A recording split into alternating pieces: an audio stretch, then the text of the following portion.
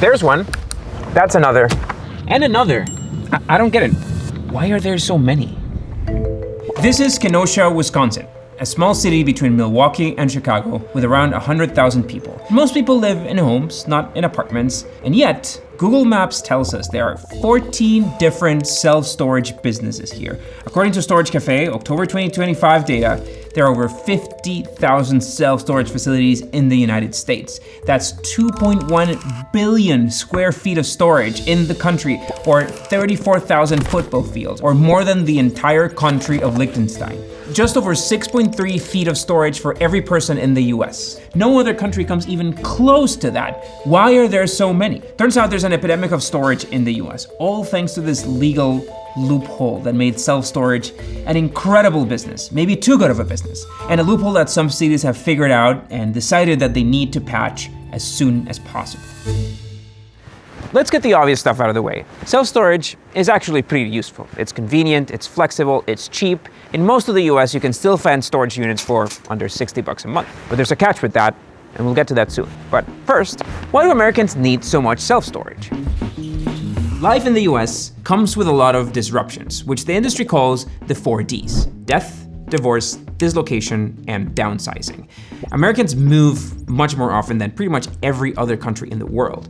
Also, more people now live in homeowners association communities than ever before, so HOAs that will fine you if you have, stuff lying around. And needless to say, Americans just have a lot of things, RVs and boats, and nobody wants those parked next door. Companies have spent tens of billions of dollars building more and more storage space over the past 10 years. And the demand is there. Like, look at those occupancy rates. They're usually over 90%. By the way, while I was halfway to Kenosha, Wisconsin, Wendover Productions released a really good video on the economics of self-storage.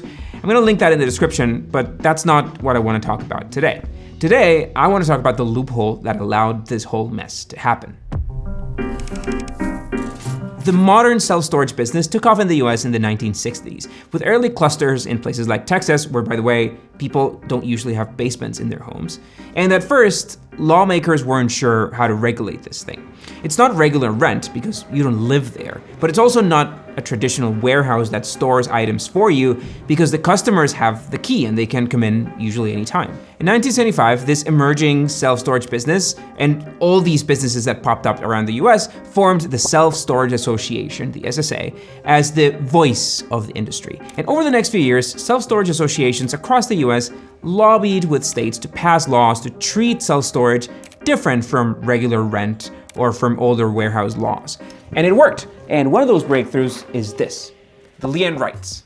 Now, if this were a normal rent agreement and someone stopped paying rent, you need to go through this long process to evict your tenant. And here, there's no court case to get you evicted, just a lien process. After a couple notices and a small waiting period, the owner can just sell out your stuff or, just put it in that TV show. I took a gamble on this art locker. Hopefully, it'll paint a pretty picture.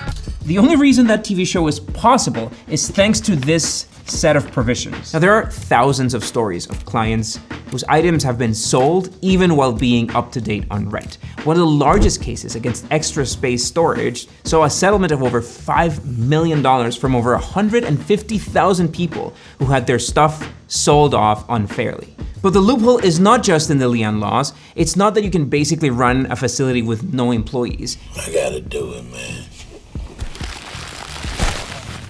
It's not that you can build a facility for like $50 per square foot, or that you can finance that really easy, or that you can recoup that investment in just a matter of months. It's the fact that since your storage unit is not a residence, you don't get a lot of the protections that you normally would with your apartment. For example, for rent hikes. By the way, I learned this lesson myself the hard way.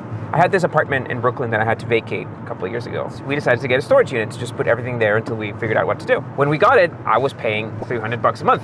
That's why I got it. And then suddenly, a few months later, I found myself paying $500 a month. I have no idea why. I have no idea when rent increased. It was crazy. And this is very much a thing. Like, you read stories like this all the time. Companies take advantage of this loophole. They lure you in with discounted rates that they might raise by 30 or 40% the first year, and then another 10 and 15% on a regular basis after that. It's gotten so bad that states have had to catch up and write new laws to keep this stuff under control, like the California SB 709, which requires companies to disclose if the rate that they offered is promotional and how much it's going to increase over the next 12 months. Now, renting and moving into a storage unit is a no-brainer. You just throw the spare stuff there. But moving out can be a real mess, and that's what companies take advantage of with rent hikes. In my case, I wasn't even in the country, so I had to eat this price hike for months until I could make a trip and get everything out. Now, industry insiders call this stuff ECRIs or ECRIs. I don't actually know. But check this out. It's all about existing customer rate increases, ECRIs. Self-storage leases are month to month, which gives operators flexibility to frequently adjust a tenant's rent. Now, on top of that, many of these companies make an extra profit on insurance. Public Storage, one of the largest players in the market, requires you to have insurance on your items, and they strongly push you to this other company called Orange Door Insurance. They have this tricky wording too. It says, Public Storage is not responsible and does not insure your goods in storage. And yet, that company, Orange Door Insurance, is wholly owned by them. It's just in the fine print. Now, you might think that this is the work of some large, evil corporation that owns all of these places, but most of the self-storage space is actually really fragmented. Most self-storage space in the country is actually owned by individuals, entrepreneurs who got into the business in part thanks to the low interest rates after the pandemic. There are hundreds of blogs, dozens of YouTube channels dedicated exclusively to starting your own self-storage business, precisely because it's easy and, at least supposedly, very profitable. $300,000 to $800,000 in annual revenue, 41% of profit margins, $184,000 in annual income for the owner, from $100,000 to $1 million. That's a big range. I know, sounds like a great idea, right? But if you're looking for side hustles that you would want to pursue, maybe you want to look into our side hustle database first. You can filter by category, by what skills you have, and even by how much money you want to invest in this side hustle. The Hustle team published an update last year, and the list now comes with over 100 different business ideas. You can snatch a QR code here or use this link in the description to grab the list completely free.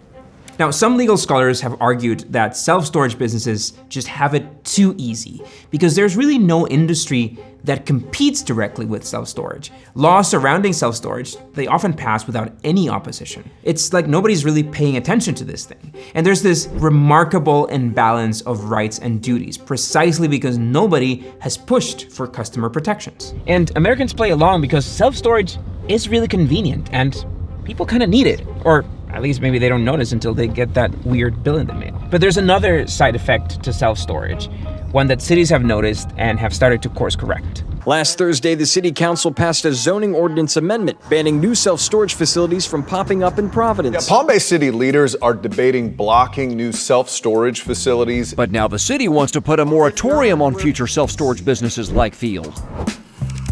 Cities in at least 15 states have now started to ban the development of new self-storage units in their turf. That hasn't happened here in Kenosha, though. In Chicago, the city council passed an ordinance that prohibits self-storage in downtown residential and commercial areas. They've now restricted them mostly to industrial type zones. Because what does a self-storage business do for a city or an urban center? It's a big block of windowless brick or concrete. It doesn't look great, and aesthetics are not the main problem. As much as it contains all these tiny vaults of priceless old furniture, there's nobody inside. That's a big problem. Now, the build is profitable, it generates tax revenue for the city, but no jobs. 1 or 2 jobs are just too few for such a massive amount of space, especially if it's set up in a premium location near the city center. Now, Yonkers, New York is probably the perfect example of this, because who needs more storage space than a New Yorker in a tiny apartment? So this is the cheapest apartment in all of Manhattan.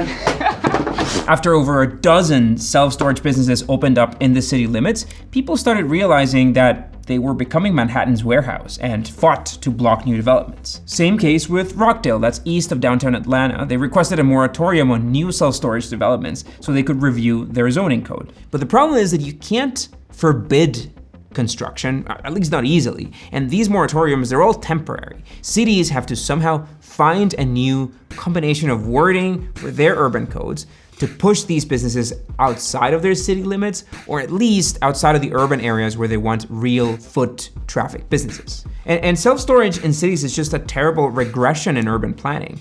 What you want is a walkable city, a city with retail and residential areas within walking distance, and these long walls of self-storage businesses, they're the opposite of that.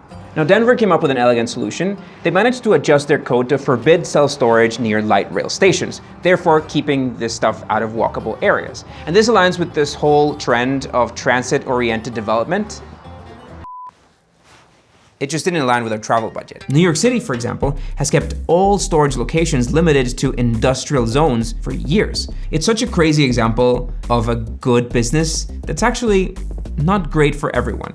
Now, we seem to be in a phase where prices have stabilized after a peak in 2023, but they might start climbing again as demand increases and city rules now slow down constructions. It sounds like the best chance for cities to fast track those urban planning adjustments if they want to keep these brick walls outside of their urban centers. Self-storage actually originated in Texas, where most homes don't have basements or the right infrastructure to survive a tornado, and still, Texas refuses to build tornado-proof homes. I made a whole video about that. You should check it out. And if self-storage is sounding like a good business idea, don't forget to grab our side hustle database for other businesses that you could run that aren't getting banned. Link below. Oh, and subscribe to the Hustle channel for more stories like this.